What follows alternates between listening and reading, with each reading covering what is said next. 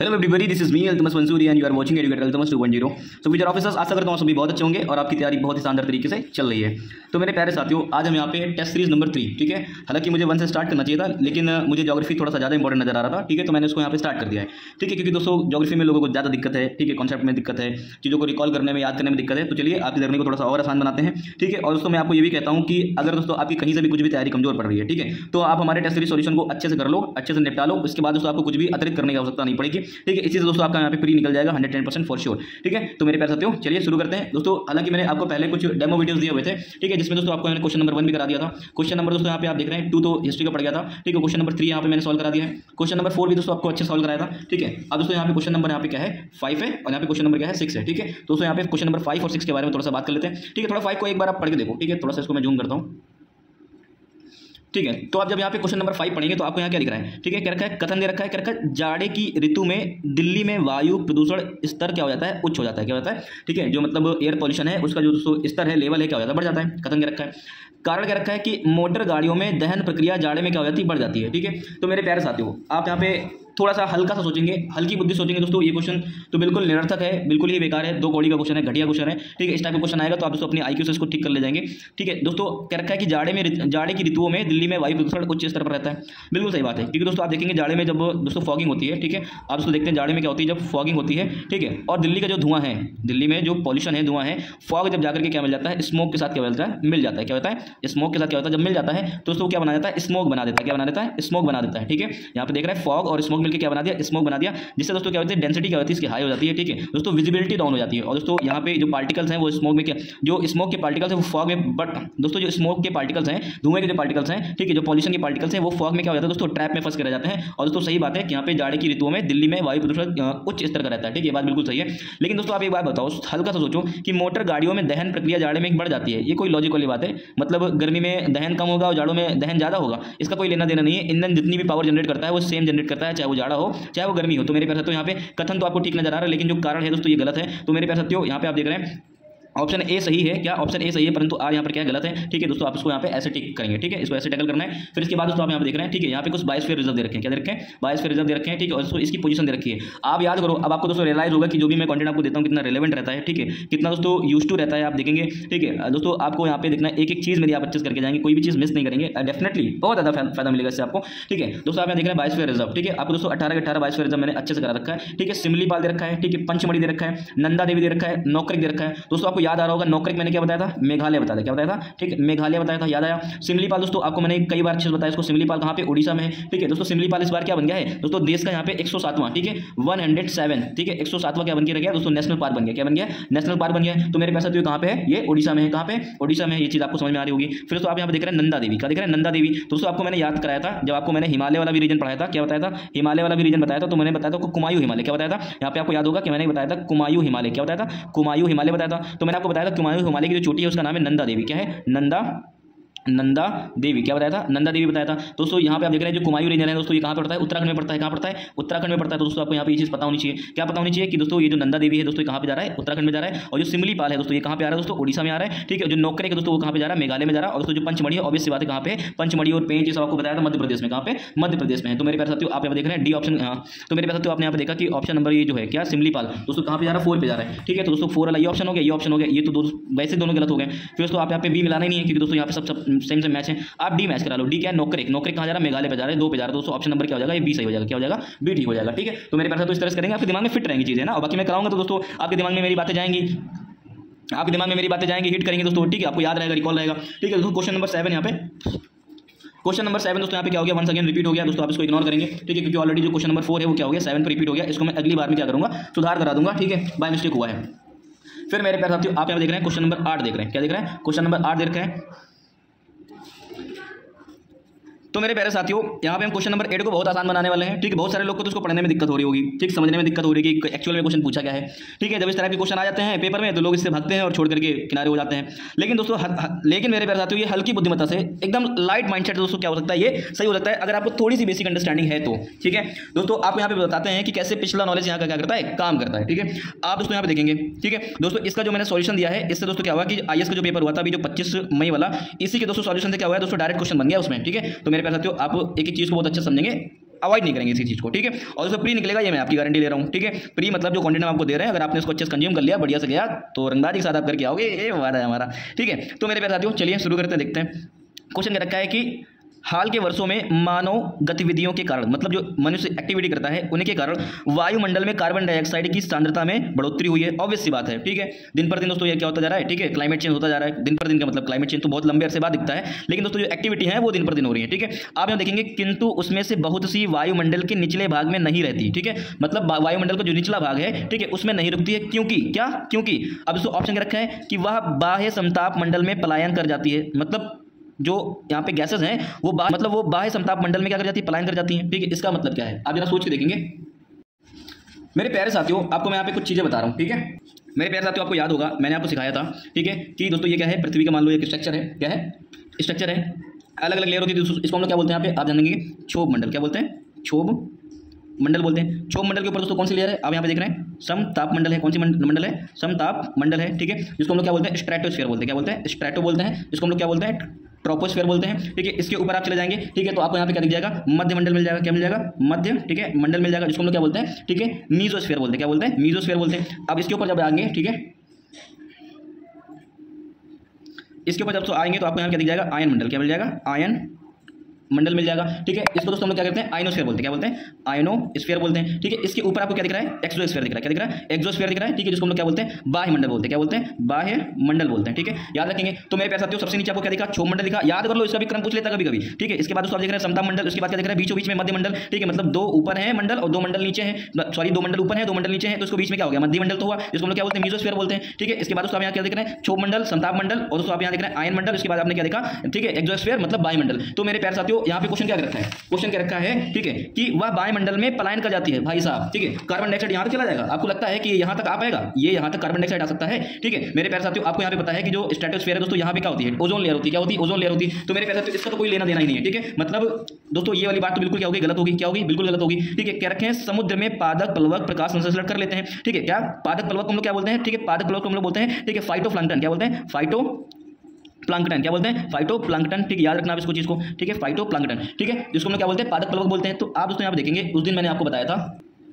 तो मेरे प्यारे साथियों पहला ऑप्शन तो बिल्कुल गलत हो गया। दूसरे ऑप्शन ने किसके बारे में बताया कि समुद्र में जो फाइटोप्लैंक्टन होते हैं, पादप प्लवक होते हैं, प्रकाश संश्लेषण कर लेते हैं, ठीक है। मतलब जो कार्बन डाइऑक्साइड बढ़ रही है एटमॉस्फेयर में, तो क्या फाइटोप्लैंक्टन जो प्रकाश संश्लेषण कर लेते हैं, तो दोस्तों क्या है, इसमें हो जाता है। तो दोस्तों बिल्कुल बात सही है, ठीक है। दोस्तों हमें पता है कि पौधों को क्या चाहिए होता है, ठीक है, पौधों को दोस्तों क्या चाहिए, दोस्तों हमें पता है कि पौधों को क्या चाहिए, दोस्तों हमें पता है कि पौधों को क्या चाहिए, दोस्तों हमें पता है कि पौधों को क्या चाहिए अपने खाना बनाने के लिए, कार्बन डाइऑक्साइड चाहिए। दोस्तों ये पादप प्लवक, ठीक है, जो फाइटोप्लैंक्टन है जो समुद्र में रहते हैं, ठीक है, दोस्तों ये फोटोसिंथेसिस करेंगे, ऑब्वियस सी बात है, कार्बन को क्या कर लेंगे, सिंक कर लेंगे। फिर दोस्तों ऑप्शन नंबर 3 का रखा है कि ध्रुवीय बर्फ छत्रक, ठीक है, मतलब जो आइस कैप होता है, क्या होता है, जैसे मान लो कि ये यहाँ पे क्या है, चोटियां हैं, क्या है, चोटियां हैं, इसके ऊपर दोस्तों यहाँ पे ये बर्फ जम जाती है, ठीक, ये क्या होती है, बर्फ जम जाती है, क्या हो जाती है, बर्फ जम जाती है, ठीक है। जैसे कि ग्लेशियर्स हो गए, क्या हो गए, ग्लेशियर हो गए, वायु का प्रग्रहण कहते हैं, क्या करते हैं, वायु का प्रग्रहण कर लेते हैं, क्या कर लेते हैं, प्रग्रहण कर लेते हैं। इसको ये क्या है, प्रग्रहण क्या है, इसको यहाँ पे समझने की कोशिश करते हैं थोड़ा सा।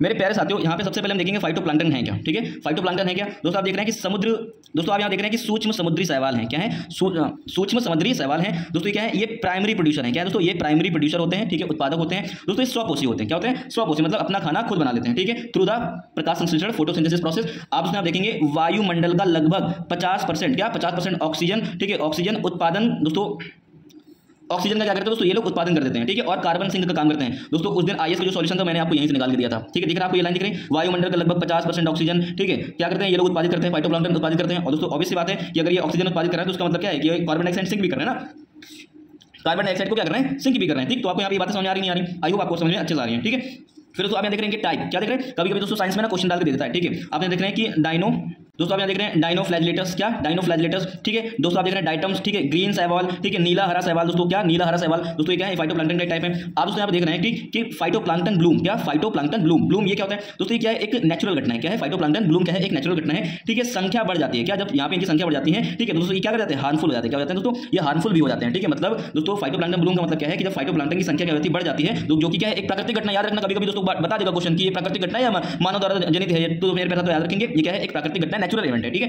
दोस्तों आप देख रहे हैं ये हार्मफुल हो सकता है, क्या होता है, हार्मफुल हो सकता है, ठीक है। तो मेरे पास आपको यहाँ पे फाइटोप्लैंक्टन के बारे में भी अच्छे से पता चल गया है। मेरे प्यारे साथियों आप यहाँ पे थोड़ा सा देखते हैं ऑप्शन नंबर 3 के बारे में अच्छा देखेंगे। कह रखा है कि ध्रुवीय बर्फ छत्रक, ठीक है। ध्रुवीय बर्फ छत्रक मतलब क्या होता है, जो यहाँ पे आप देख रहे हैं पोलर रीजन में, कहाँ पे जो पोलर रीजन होते हैं, ठीक है दोस्तों। जैसे हमें पता है अंटार्कटिक रीजन हो गया, ऊपर क्या हो गया आर्कटिक रीजन हो गया, नीचे क्या हो गया अंटार्कटिक रीजन हो गया, ठीक है दोस्तों। यहाँ पे क्या है पोलर रीजन है, ठीक है। यहाँ पे जो आइस कैप है, क्या है जो आइस कैप है, ठीक है। आप यहाँ पे देखेंगे इनको एक बार अच्छे से पढ़ते हैं, ठीक है दोस्तों। यह कथन गलत है, पहले तो ये बता रखा है, क्योंकि जो ध्रुवीय बर्फ छत्रक है, ठीक है, मतलब कि जो बर्फ की चादरें हैं या आइस के ऊपर जो आइस कैप बनी हुई है, कैप मतलब टोपी टाइप का, ठीक है, वायु का सीधे तौर पर प्रग्रहण नहीं करते हैं, ठीक है। वायु का सीधे तौर पर दोस्तों प्रग्रहण, ठीक है, जिसको हम बोलते हैं सिक्वेस्ट्रेशन, क्या सिक्वेस्ट्रेशन नहीं करते हैं, क्या चीज नहीं करते हैं, सीधे तौर पर दोस्तों वायु को प्रग्रहण नहीं करते हैं, जैसे कि पौधे प्रकाश संश्लेषण के द्वारा कर लेते हैं डायरेक्ट, ठीक है। तो इसको बात समझ लेना क्या कि जो आइस कैप्स होती हैं दोस्तों वायु को प्रग्रहण नहीं करती हैं। बर्फ में हवा के बुलबुले, क्या बर्फ में हवा के बुलबुले फंस जाते हैं, क्या हो जाते हैं, फंस जाते हैं, जो हजारों साल पुराने वायु के नमूने प्रदान करते हैं, क्या करते हैं, हजारों साल पुराने वायु के नमूने प्रदान करते हैं। लेकिन वे सक्रिय रूप से, क्या सक्रिय रूप से वायुमंडल कार्बन डाइऑक्साइड को अवशोषित नहीं करते हैं और उसे हटाते नहीं है, क्या हटाते नहीं है। बल्कि दोस्तों आप यहाँ देखते हैं कि जब बर्फ पिघलती है, क्या होती है, जब बर्फ पिघलती है दोस्तों आपको याद होगा ना, जाने मुझे दोस्तों मुझे याद है और मुझे ये याद नहीं आ रहा कि मैंने कौन से क्वेश्चन में कराया था, लेकिन मैंने आपको ये चीज बता रखी है कि दोस्तों ये जो दोस्तों आपको मैंने पॉल्यूशन वाले टॉपिक में शायद कराया था कि जब बर्फ पिघलती है तो बर्फ के अंदर बहुत सारी मात्रा में कार्बन डाइऑक्साइड क्या होती है, सालों साल पुरानी स्टोर होती है, वो क्या करती है, रिलीज हो जाती है, क्या हो जाती है, रिलीज हो जाती है। जब बर्फ पिघलती है तो दोस्तों बहुत सारी गैसेस क्या होती है, रिलीज होती हैं। तो आप दोस्तों आप देख रहे हैं बर्फ पिघलने से पहले, ठीक है, बर्फ पिघलने से पहले से फंसी हुई गैसें वायुमंडल में वापस आ सकती हैं, ठीक है, जो कार्बन डाइऑक्साइड को हटाने के बजाय क्या कर सकती है, बढ़ा सकती है। मेरी बात समझ लेना, कहने का मतलब क्या है, इसको अगर मैं निचोड़ दूं सीधा सीधा अगर मैं कहूं तो सीधा सीधा इसका मतलब क्या है, इसका सीधा आंसर यही होगा, सीधा आंसर यही होगा कि जो आइस कैप है, क्या ये जो आइस कैप है, ठीक है, ये क्या करती है, पहली बात तो ठीक सीधे, क्या सीधे, ठीक है, वायु को यहाँ पे एब्जॉर्ब नहीं करती है, सिंक नहीं करती है, क्या नहीं करती, सिंक नहीं करती है, प्रग्रहण नहीं करती है, सीधे प्रग्रहण ना करती है। और दोस्तों अगर हो भी जाता है तो कैसे होता है कि जो वायु के दोस्तों जो बुलबुले होते हैं, ठीक है, जो हवा के बुलबुले होते हैं, ये बर्फ के फॉर्म में क्या होते हैं, स्टोर हो जाते हैं, क्या होते हैं, स्टोर हो जाते हैं, ठीक है। और दोस्तों यहाँ पे देखते हैं कि जब बर्फ पिघलती है तो दोस्तों ये जो स्टोर होते हैं दोस्तों सालों साल पुरानी, क्या सालों साल पुरानी जो कार्बन डाइऑक्साइड होती है वो क्या हो जाती है, रिलीज हो जाती है, ना कि दोस्तों क्या होती है, एब्जॉर्ब होती है, ठीक है। तो मेरे प्यारे साथियों आई होप आपको ये पॉइंट बहुत अच्छे समझ में आया होगा। तो मेरे प्यारे साथियों आप यहाँ पे देखेंगे, ठीक है, आप यहाँ पे क्या देख रहे हैं कि वह बाह्य समताप मंडल में पलायन कर जाती है, दोस्तों ये बात तो बिल्कुल ही गलत थी, ठीक है, बाह्य समताप मंडल में कहां कर जाएगी, ठीक है। इसके बाद दोस्तों आप देखेंगे, ठीक है, इसके बाद दोस्तों आप देखेंगे समुद्र में पादप प्लवक प्रकाश संश्लेषण कर लेते हैं, दोस्तों ये बात बिल्कुल सही है, ठीक है। यहाँ पे दोस्तों कार्बन सिंक का काम करते हैं फाइटोप्लैंक्टन, ठीक है। आप दोस्तों देख रहे हैं ध्रुवीय बर्फ छत्रक वायु का प्रग्रहण कर लेते हैं, दोस्तों ये भी बात क्या होगी, गलत होगी। तो मेरे प्यारे साथियों ऑप्शन यहाँ पे केवल क्या दिख रहा है, 2 सही दिख रहा है, ऑप्शन नंबर 2 इसमें करेक्ट नजर आ रहा है। आई होप दोस्तों आपको बातें समझ में आ रही होंगी। तो मेरे प्यारे साथियों ऑप्शन नंबर क्या होगा, इसका बी सही होगा, केवल कितना 2, ठीक है। अब इसके बाद दोस्तों यहाँ पे देखेंगे, ठीक है, आपको यहाँ पे दिख रहा होगा अभी खत्म कर रखा है, ठीक है। मेरे प्यारे साथियों आप यहाँ देख रहे हैं क्वेश्चन नंबर 9 में, क्वेश्चन नंबर 9 क्या रखा है कि जीव मंडल एक खुला विवृत तंत्र है, क्या है, एक खुला विवृत तंत्र का क्या है, उदाहरण है, पहला कथन हो गया। कारण क्या रखा है, जीव मंडल में पदार्थ के प्रारंभिक निवेश के बाद पुनः नए पदार्थों का निवेश नहीं हो सकता है, परंतु ऊर्जा के निवेश एवं बहिर्गमन पर कोई प्रतिबंध नहीं होता है, ठीक है। अब दोस्तों इसकी लैंग्वेज ही ऐसी है, ठीक है, कि जो नॉर्मल एस्पिरेंट होता है, ठीक है, जिसने अगर इस टाइप की लैंग्वेज नहीं पढ़ी है दोस्तों वो ऐसे ही इसको क्रॉस मार के चलाएगा, या तो इसको स्किप करके आएगा तो तुक्का मार देगा, ठीक है, कि भैया आप देख रहे हैं खुला विवृत तंत्र है, क्या है, खुला विवृत तंत्र है, ठीक है। आप यहाँ देख रहे हैं ऊर्जा के निवेश और बहिर्गमन पर प्रतिबंध नहीं होता है, ठीक है दोस्तों। यहाँ पे क्या हो गया, ये क्वेश्चन ट्रैप जैसा लग रहा है, चलिए इसको आसान करते हैं, पहली बात तो ये करते हैं। मेरे प्यारे साथियों क्वेश्चन में आपने देखा यहाँ पे एक वर्ड लिखा था जीव मंडल, क्या लिखा था, जीव मंडल, क्या लिखा था, जीव मंडल। तो एक्चुअल में जीव मंडल क्या है पहले इसको समझ लेते हैं। आप दोस्तों यहाँ पे देखेंगे जैसे कि ये क्या हो गया, सपोज कर लो यहाँ पे ये क्या हो गया, स्थल मंडल हो गया, क्या हो गया, स्थल मंडल। स्थल मंडल को हम लोग क्या कहते हैं, लिथोस्फीयर बोलते हैं, क्या बोलते हैं, लिथोस्फीयर बोलते हैं, ठीक है। अब साथ साथ में आप यहाँ देखेंगे कि जब एटमॉस्फेयर, क्या एटमॉस्फेयर मतलब वायुमंडल, क्या वायुमंडल, ठीक है, एटमॉस्फेयर, ठीक है। और दोस्तों आप यहाँ देखेंगे जब ये हाइड्रोस्फीयर, क्या देखेंगे, हाइड्रो, ठीक है, स्फीयर, हाइड्रोस्फीयर देख लिया, ठीक है। कहने का मतलब क्या है, जलमंडल, क्या देखा आपने, जलमंडल देखा। तो आप यहाँ पे एक चीज देख रहे हैं जो तीनों में यहाँ पे एक कॉमन रीजन आ गया, क्या आ गया, जो तीनों में कॉमन रीजन आ गया, कहने का मतलब उसको हम लोग क्या बोलते हैं, यहाँ पे इसको हम लोग बोलते हैं जीव मंडल, क्या बोलते हैं, जीव मंडल बोलते हैं। मतलब जीव मंडल का निर्माण किससे हुआ है, ठीक है, लिथोस्फीयर से, ठीक है, एटमॉस्फेयर से, ठीक है, और यहाँ पे देख रहे हैं आप हाइड्रोस्फीयर से, क्या हाइड्रोस्फीयर मतलब कि स्थल मंडल, वायुमंडल और जल मंडल, इन तीनों को मिलाकर के क्या बनता है दोस्तों, यहाँ पे जीव मंडल बनता है, क्या बनता है, जीव मंडल बनता है, ठीक है। आप यहाँ पे दोस्तों देख रहे हैं ये जो जीव मंडल है, ठीक है, ये क्या है, एक ओपन सिस्टम है, क्या है मेरे पास साथियों, ये एक ओपन सिस्टम क्या है दोस्तों, एक बढ़िया सा उदाहरण है, ठीक है, ये खुला तंत्र है, क्या है, खुला, ठीक है, क्या है, खुला तंत्र है। यहाँ पे चीजों को अच्छे समझने की कोशिश करना, ठीक है, ये क्या है, खुला तंत्र है, ठीक है। अब दोस्तों यहाँ पे क्वेश्चन में बढ़िया सी बात रखी थी दोस्तों, क्वेश्चन में क्या रखा था कि जीव मंडल एक खुला विवृत तंत्र का उदाहरण है, दोस्तों ये अभिकथन क्या है, बिल्कुल सही बात है, ठीक है, अभिकथन क्या है, बिल्कुल सही बात है। अब दोस्तों आप यहाँ पे एक कारण यहाँ पे जरा देखेंगे, कारण क्या रखा है, जीव मंडल में पदार्थ के प्रारंभिक निवेश के बाद पुनः नए पदार्थों का निवेश नहीं हो सकता, ये एक लाइन हो गई, क्या हो गई, ये एक लाइन हो गई, ठीक है। अब यहाँ पे फिर से थोड़ा सा जूम करके देखेंगे,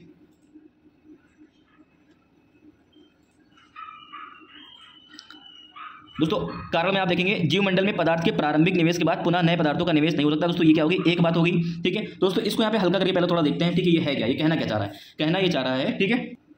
मेरे प्यारे साथियों आपने एक चीज देखा होगा, ठीक है, जो बायोस्फीयर है, क्या है, जो बायोस्फीयर, बायोस्फीयर का मतलब क्या होगा, यहाँ पे जो जीव मंडल है, क्या है, यहाँ पे आप देख रहे हैं जो जीव मंडल है, ठीक है। तो जीव मंडल में आप क्या नोटिस करेंगे, जीव मंडल में आप यहाँ पे ये देखेंगे कि दोस्तों यहाँ पे क्या होता है, जो पदार्थ होते हैं, क्या होते हैं, जो पदार्थ होते हैं, सब्सटेंस होते हैं, ठीक है, इनकी दोस्तों क्या होती रहती है दोस्तों, लगातार क्या यहाँ पे देख रहे हैं, लगातार, ठीक है, रिसाइकिल होते रहते हैं। क्या होते रहते हैं, रिसाइकलिंग यहाँ पे होती रहती है, ठीक है। यहाँ पे पदार्थों का क्या होता रहता है, लगातार रिसाइकिल होता रहता है। रिसाइकिल का मतलब क्या है, आप यहाँ पे देखेंगे दोस्तों, यहाँ पे आप देखते हैं वाटर रिसाइकिल होता है, क्या होता है, वाटर रिसाइकिल होता है, ठीक है। आप दोस्तों यहाँ पे देखते हैं कार्बन रिसाइकिल होगा, क्या होता है, कार्बन रिसाइकिल होता है। आप दोस्तों यहाँ पे देख रहे हैं नाइट्रोजन, क्या नाइट्रोजन क्या होता है दोस्तों, यहाँ पे रिसाइकिल होता है। तो मेरे प्यारे साथियों, मैं कहना क्या चाह रहा हूँ, ठीक है, यहाँ पे पदार्थ क्या होते रहते हैं, रिसाइकिल होते रहते हैं। मतलब एक बार पदार्थ आ गया तो दोस्तों यहाँ पे क्या होगा, दोबारा वो पदार्थ फिर से बनेगा। कहने का मतलब क्या है, कार्बन रिसाइकिल का मतलब क्या है दोस्तों, सपोज कर लीजिए कार्बन है, ठीक है, एटमॉस्फेयर में रिलीज हुई है, तो दोस्तों यहाँ पे क्या करेंगे, अभी आपने दोस्तों यहाँ पे आगे क्या देखा था, फाइटोप्लैंक्टन देखा था, नहीं देखा था, फाइटोप्लैंक्टन देखा था, तो आपने क्या देखा था, फाइटोप्लैंक्टन क्या करते हैं दोस्तों, 50% ऑक्सीजन क्या करते हैं यहाँ पे रिलीज करते हैं, क्या करते हैं, 50% ऑक्सीजन रिलीज करते हैं दोस्तों। तो मेरे प्यारे साथियों, ये जो प्लांट्स हैं, ठीक है, आप यहाँ पे देखते हैं प्लांट्स क्या करते हैं दोस्तों, ये कार्बन डाइऑक्साइड, क्या कार्बन डाइऑक्साइड दोस्तों ले लेते हैं, उसके बाद दोस्तों रिलीज क्या करते हैं, ऑक्सीजन रिलीज करते हैं, नहीं करते हैं। तो मेरे प्यारे साथियों, आप यहाँ पे देख रहे हैं पदार्थों का क्या हो रहा है, तो मेरे प्यारे साथियों, आप यहाँ पे देख रहे हैं कि यहाँ पे क्या हो रहा है, ठीक है, यहाँ पे कार्बन डाइऑक्साइड क्या हो रहा है, रिसाइकिल हो रहा है। इसी तरह दोस्तों पानी भी क्या होता रहता है, रिसाइकिल होता रहता है, नाइट्रोजन भी क्या होता रहता है, रिसाइकिल होता रहता है, ठीक है। तो दोस्तों आपको यहाँ पे ये बात समझ में आएगी, जैसे कि दोस्तों आप यहाँ देखेंगे, ठीक है, एटमॉस्फेयर से क्या, एटमॉस्फेयर से क्या, एटमॉस्फेयर से दोस्तों आप यहाँ देखेंगे, ठीक है, कार्बन डाइऑक्साइड का क्या होना है, रिसाइकिल होना, ठीक है। आप दोस्तों यहाँ पे देख रहे हैं सॉइल, क्या सॉइल में दोस्तों आप देखते हैं यहाँ पे न्यूट्रिशन, क्या सॉइल में जो पोषक पदार्थ होते हैं, ठीक है, इनका क्या होता है दोस्तों, यहाँ पे इनका रिसाइकिल होना, ठीक है। कहने मतलब क्या होता है, जो रिसाइकिल प्रोसेस है, ठीक है दोस्तों, क्या करता है, पदार्थों को दोस्तों क्या करता रहता है, पुनः प्रवेश कराता रहता है, क्या करता है, पुनः प्रवेश कराता रहता है, ठीक है। अब दोस्तों यहाँ पे आप देखेंगे बहिर्गमन के बारे में, ठीक है दोस्तों, ये क्या हो गया, पदार्थों का निवेश हो गया। अब दोस्तों आप यहाँ देखेंगे बहिर्गमन, किसके बारे में देख रहे हैं, ठीक है, बहिर्गमन के बारे में, ठीक है दोस्तों, आप यहाँ पे देख रहे हैं बहिर्गमन के बारे में, किसके बारे में देख रहे हैं, बहिर्गमन के बारे में देख रहे हैं। तो बहिर्गमन में दोस्तों क्या होता है, ठीक है, बहिर्गमन में दोस्तों आप देखते हैं कि जैसे कि गैस का, क्या गैस का, ठीक है, वायुमंडल में, कहाँ पे, वायु, ठीक है, वायुमंडल में क्या हो जाना, ठीक है, फिर से रिलीज हो जाना, क्या हो जाना, वापस जाना, क्या हो जाना, वापस जाना, ठीक है दोस्तों। इसका मतलब क्या हो गया, बहिर्गमन हो गया, क्या हो गया, बहिर्गमन हो गया दोस्तों। निवेश भी होता है और बहिर्गमन भी होता है, ठीक, ये चीज आपको यहाँ पे अच्छे से समझ में आई होगी। तो मेरे प्यारे साथियों, आप यहाँ पे देख रहे हैं, ठीक है, आप दोस्तों यहाँ पे क्या देख रहे हैं, आप दोस्तों यहाँ पे देख रहे हैं कि जीव मंडल एक खुला विवृत तंत्र है, मैंने आपको बता दिया। जीव मंडल में पदार्थ का प्रारंभिक निवेश के बाद पुनः नए पदार्थों का निवेश नहीं हो सकता दोस्तों। ये वाला स्टेटमेंट क्या हो गया, गलत हो गया, क्या हो गया, गलत हो गया। अब दोस्तों इसके आगे लाइन दे रखी कि परंतु ऊर्जा में निवेश एवं बहिर्गमन पर कोई प्रतिबंध नहीं होता है। मेरे प्यारे साथियों, आप यहाँ पे अच्छे देखेंगे, ठीक है, जैसे कि सपोज कर लो, ठीक है, सूरज है, क्या है, यहाँ पे देख रहे हैं, सपोज कर ले दोस्तों, यहाँ पे जैसे सन है, क्या है, सूरज है, ठीक है। आप ये देखिए, ये सूरज है, सूरज की किरणें दोस्तों यहाँ पे क्या आ रही है, पृथ्वी पर आ रही है। तो मेरे प्यारे साथियों, यहाँ पे क्या होता है, यहाँ पे ऊर्जा बनती नहीं बनती, क्या होती है, पृथ्वी पर दोस्तों क्या होती है, ऊर्जा बनती है, ठीक है। अब दोस्तों यहाँ पे देख रहे हैं कि ये क्या हो गया, निवेश हो गया दोस्तों। ये ऊर्जा का क्या हो रहा है, यहाँ पे निवेश हो रहा है, क्या हो रहा है, निवेश मतलब इनपुट हो रही है, इन हो रही है, ठीक है। सूरज से आने वाली जो किरणें हैं दोस्तों क्या कर रही है, एक ऊर्जा का स्रोत है। उसके बाद दोस्तों आप यहाँ देखते हैं कि जब सूरज ढल जाता है, ठीक है दोस्तों, यहाँ पे क्या होती है, अधिक संख्या में, अधिक मात्रा में दोस्तों क्या होता है, उष्मा, क्या उष्मा दोस्तों यहाँ पे क्या होती है, रिलीज होती है, नहीं होती है, आप बताओ, ठीक है। ऊर्जा आती है दोस्तों, उष्मा क्या होती है, यहाँ पे रिलीज होती है। तो मेरे प्यारे साथियों, आप यहाँ देख रहे हैं कि ऊर्जा का यहाँ पे क्या हो रहा है, निवेश भी हो रहा है, क्या हो रहा है, ऊर्जा का दोस्तों यहाँ पे क्या हुआ, निवेश भी हुआ, और ऊर्जा का यहाँ पे दोस्तों आपने क्या देखा, ऊर्जा का यहाँ पे बहिर्गमन भी हो गया, क्या हो गया, बहिर्गमन भी हो गया, ठीक है। आपको यहाँ पे ये बात समझ में आ रही है, ठीक है। तो मेरे प्यारे साथियों, आप यहाँ पे देख रहे हैं, ये क्वेश्चन क्या रखा था, क्वेश्चन क्या रखा था, आप यहाँ फिर से देखेंगे, क्वेश्चन क्या रखा था कि जीव मंडल में पदार्थ के प्रारंभिक निवेश के बाद, मतलब एक बार पदार्थ आ जाता तो दोबारा नहीं आता है, पुनः नए पदार्थों का निवेश नहीं हो सकता है दोस्तों। ये बात तो गलत हो गई, क्योंकि मैंने आपको यहाँ पे बताया था, ठीक है, आपको मैंने क्या बताया था कि दोस्तों यहाँ पे वाटर रिसाइकिल होता है, कार्बन रिसाइकिल होता है, नाइट्रोजन रिसाइकिल होता है। तो मेरे प्यारे साथियों, पुनः निवेश तो होता है, क्योंकि दोस्तों रिसाइकिल हो रहा है, ठीक है। उसके बाद दोस्तों यहाँ पे क्या रखा था कि परंतु ऊर्जा निवेश एवं बहिर्गमन पर कोई प्रतिबंध नहीं होता। ये बात बिल्कुल सही है, ठीक है दोस्तों। ये बात, ये आपको मैंने बताया था ना कि यहाँ से ये एक दूसरी लाइन होगी और ये ऊपर लिखा होगी एक दूसरी लाइन होगी, ठीक है। तो दोस्तों इस तरह से आपको क्या करना है, आंसर को इस तरह दोस्तों आपको क्वेश्चन को क्या करना होता है, तोड़ना रहता है, ठीक है। तो मेरे प्यारे साथियों, आप यहाँ देखेंगे जीव मंडल में, ठीक है, प्रारंभिक निवेश के बाद पुनः नए पदार्थों का निवेश नहीं हो सकता है दोस्तों। यहाँ पे ये गलत है दोस्तों, हो सकता है, क्या चीज, ये हो सकता है, ठीक है। ऊर्जा के निवेश एवं बहिर्गमन पर कोई प्रतिबंध नहीं है, ये बात बिल्कुल सही है, ठीक है। आप यहाँ देख रहे हैं सूरज से, ठीक है, सन से, कहां से, यहाँ पे देख रहे हैं सूरज से किरणें क्या होती है, यहाँ पे पृथ्वी के ऊपर, ठीक है, अर्थ के ऊपर यहाँ पे क्या करती है, एंटर करती है, जिससे दोस्तों क्या मिलती है, ऊर्जा मिलती है। क्योंकि दोस्तों आप देखते हैं फोटोसिंथेसिस होता है, प्रकाश संश्लेषण होता है, प्रकाश संश्लेषण में दोस्तों आपको पता है यहाँ पे सूरज की किरणों की आवश्यकता है, ठीक है, तभी जाकर के दोस्तों प्रकाश संश्लेषण क्रिया संभव हो पाती है। तो मेरे प्यारे साथियों, आपने यहाँ पे देखा कि यहाँ पे सूरज क्या कर रहा है, ऊर्जा का स्रोत भी है, मतलब ऊर्जा को निवेश भी कर रहा है, और दोस्तों फिर बाद में क्या होता है कि जब पृथ्वी ठंडी होने लग जाती है तो दोस्तों ऊष्मा रिलीज करती है दोस्तों। यहाँ पे क्या हो रहा है, यहाँ पे आप देख रहे हैं ऊर्जा का बहिर्गमन भी हो रहा है, क्या हो रहा है, बहिर्गमन भी हो रहा है। तो दोस्तों आपको यहाँ पे चीजें करेक्ट हो रही नहीं हो रही, ठीक है। ये स्टेटमेंट तो यहाँ पे ऑप्शन में इसमें दोस्तों ये वाला स्टेटमेंट तो ऑप्शन में करेक्ट कर ही रखा था, ठीक है दोस्तों। फंसा कहा रहा था आपको यहाँ पे फंसा रहा था कि जीव मंडल में दोस्तों क्या होता है, यहाँ पे नए पदार्थों का दोस्तों, जीव मंडल में क्या होता है, पदार्थों का निवेश हो जाने के बाद पुनः निवेश नहीं होता दोस्तों। ये बात गलत है, क्योंकि दोस्तों यहाँ पे क्या होता है, पृथ्वी पर रिसाइकलिंग भी होती है, ठीक है। तो दोस्तों आई होप आपको यहाँ पे सारी चीजें अच्छे समझ में आई होंगी।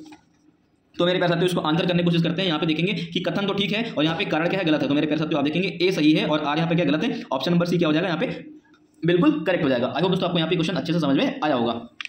फिर मेरे प्यारे साथियों, आप यहाँ देख रहे हैं क्वेश्चन नंबर 10। क्वेश्चन नंबर 10 में क्या रखा है कि ग्रीस मतलब गर्मियों में महाद्वीपों और महासागरों के बीच में तापमान विपयोक्ता क्या तापमान विपयोक्ता शीत ऋतु की अपेक्षा अधिक होता है। ठीक है, अब यहाँ पे एक वर्ड फंस गया सर, ये विपयोक्ता क्या होता है। ठीक, इसको भी अभी मैं हल्का कर रहा हूँ। ठीक है, इसके बाद दोस्तों आप देख रहे हैं जल की विशिष्ट उष्मा, ठीक है, भूपृष्ठ की विशिष्ट उष्मा की अपेक्षा अधिक होती है। ठीक है दोस्तों, आप यहाँ देख रहे हैं कथन कारण की क्या करता है, व्याख्या करता नहीं है। ठीक है, कथन कारण की व्याख्या करता ही नहीं करता है। ठीक है दोस्तों, यहाँ पे कथन ठीक है, कारण ठीक नहीं है। तो मेरे प्यारे साथियों, इसके सॉल्यूशन को थोड़ा सा एनालाइज करते हैं। ठीक है दोस्तों, यहाँ पे एक बार फिर से क्वेश्चन को लिखा हुआ है। ठीक, आप देखते हैं ग्रीष्म में, ठीक है, मतलब गर्मियों में, ड्यूरिंग द समर्स, महाद्वीपों, महाद्वीपों मतलब कि आइसलैंड, क्या आइसलैंड मतलब यहाँ पे देख रहे हैं भूमि, क्या भूमि मतलब जमीन, और महासागरों के बीच में जो तापमान है, ठीक है, तापमान का दोस्तों आप देख रहे हैं यहाँ पे कंट्रास्ट, क्या कंट्रास्ट मतलब क्या है, ठीक है, विपर्यासता, क्या विपर्यासता दोस्तों क्या होता है, शीत ऋतु की अपेक्षा दोस्तों क्या होता है, अधिक होता है। ठीक है, शीत ऋतु की अपेक्षा क्या होता है, अधिक होता है।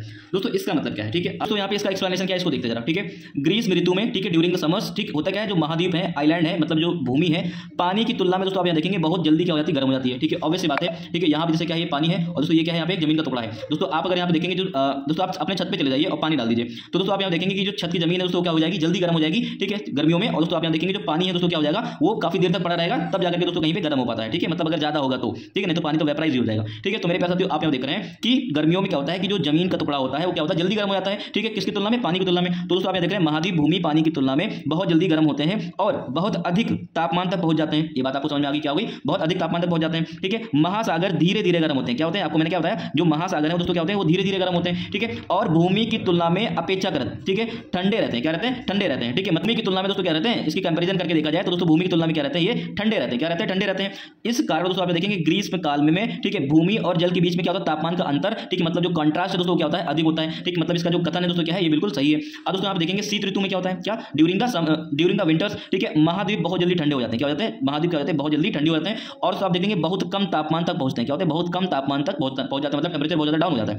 महासागर धीरे धीरे ठंडे होते हैं और भूमि की तुलना में दोस्तों अपेक्षाकृत गर्म रहते हैं, क्या रहते हैं, गर्म रहते हैं। दोस्तों ये सारी चीजें आपको मैंने बताया है मानसून वाले टॉपिक में, लो प्रेशर हाई प्रेशर का कॉन्सेप्ट के बारे में। ठीक है, तो मेरे पास देख रहे हैं आप यहाँ पे, इस कारण शीतकाल, क्या शीतकाल में भी भूमि और जल के बीच में तापमान का अंतर होता है। ठीक है, मतलब चाहे समर्स हो और चाहे विंटर्स हो, ठीक है, जो कंट्रास्ट आपको देखने मिलता है टेंपरेचर में दोस्तों, वो दोनों ही दोस्तों क्या होता है, दोस्तों दोनों ही वेदर कंडीशन में होता है, दोनों ही वेदर कंडीशन में दोस्तों दोनों ही वेदर कंडीशन में होता है। लेकिन ग्रीष्मकाल जितना अधिक नहीं होता है, क्या ग्रीष्मकाल जितना अधिक नहीं होता है, क्योंकि अपनी उष्मा को धीरे धीरे छोड़ता है, क्या होता है, धीरे धीरे छोड़ता है। ठीक है, मतलब यहाँ पे समर्स में कंडीशन ज्यादा देखने मिलती है।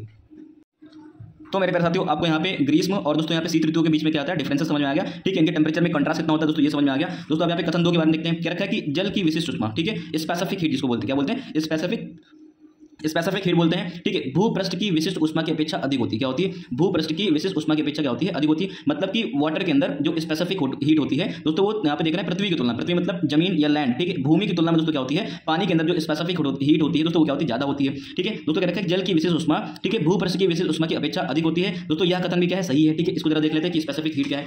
दोस्तों यहाँ पे स्पेसिफिक हीट के बारे में समझ लेते हैं। किसी पदार्थ की वह मात्रा होती है जो उसके तापमान को दोस्तों 1 डिग्री, क्या 1 डिग्री सेल्सियस बढ़ाने के लिए दोस्तों आवश्यक होती है। मतलब किसी भी पदार्थ की वह मात्रा, क्या स्पेसिफिक हीट क्या है, किसी भी पदार्थ की वह मात्रा होती है जो कि वह मात्रा होती है जो उसके तापमान को दोस्तों क्या करते हैं, 1 डिग्री सेल्सियस से बढ़ाने की दोस्तों क्या होती है, आवश्यकता होती है। अब दोस्तों यहाँ पे देख रहे हैं, ठीक है, थोड़ा सा और देखेंगे, जल की विशिष्ट उष्मा, ठीक, specific heat of the water. दोस्तों आप देख रहे हैं 4.186, क्या 4.186 जूल प्रति ग्राम। ठीक है दोस्तों, आप देख रहे हैं कि भूमि की विशिष्ट उष्मा रेत के लिए, क्या रेत के लिए दोस्तों कितनी होती है, 0.86 होती है, कितनी होती है, 0.86 होती है। ठीक है, जूल पर ग्राम की तुलना में दोस्तों क्या होती है, बहुत अधिक होती है, क्या होती है, बहुत अधिक होती है। ठीक है, इसका मतलब है कि पानी को गर्म करने या ठंडा करने के लिए भूमि की तुलना में दोस्तों क्या होती है, बहुत अधिक ऊर्जा की आवश्यकता होती है। क्या होती है, भूमि को बहुत अधिक ऊर्जा की क्या होती है, आवश्यकता होती है। ठीक है, तो मेरे पास आपको ये बात समझ में आ रही होगी। आप एग्जांपल ले सकते हैं, गर्मियों में दोस्तों होता है क्या है कि जब आप अपनी छत पे देखते हैं, जब आप पानी डालते हैं दोस्तों, अगर आपकी छत पे पानी पड़ा हुआ है तो आप यहाँ पे देखेंगे कि पानी की तुलना में जमीन क्या होगी दोस्तों, जल्दी गर्म हो गई, क्या हो गई, जल्दी गर्म हो गई। लेकिन दोस्तों यहाँ पे जो पानी है दोस्तों क्या होगा, वो धीरे धीरे गर्म होता है, क्या होता है, धीरे धीरे गर्म होता है। ठीक है, तो मेरे पास तो ये बात समझ रहे हैं। तो आप यहाँ पे देखेंगे, तो मेरे प्यारे तो आप देख रहे हैं यहाँ पे विकल्प क्या है, ए सही है। क्या है, विकल्प एक यहाँ पे सही है।